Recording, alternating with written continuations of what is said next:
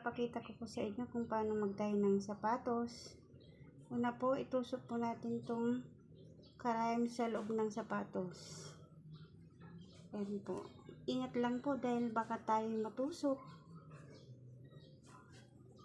Napakatalas po nitong karayom ng pang-tie ng sapatos. Tapos po, ilagay po natin sa may karayom tong sinulid.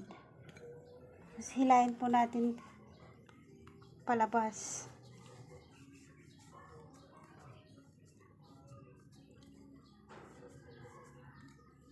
Mahirap pong hilahin.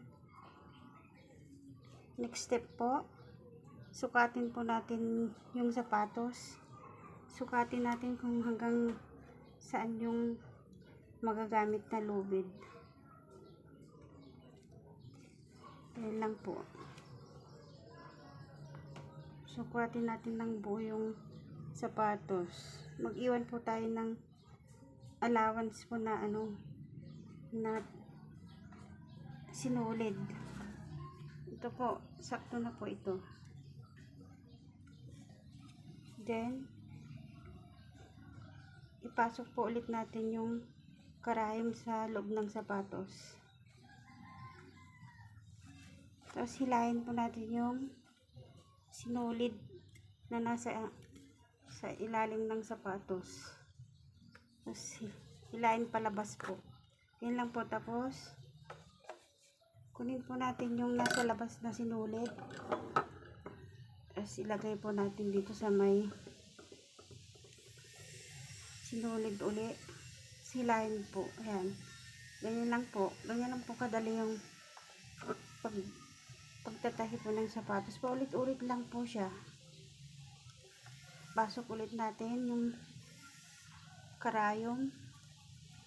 Tapos hilahin po natin yung nasa loob na sinulid. Ayan po. Tapos hila po. Hilahin po natin.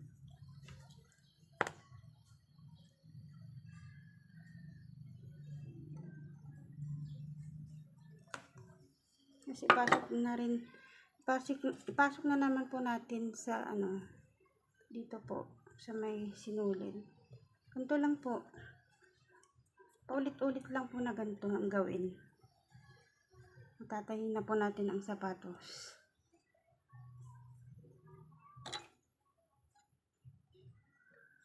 Po. Paulit-ulit lang po.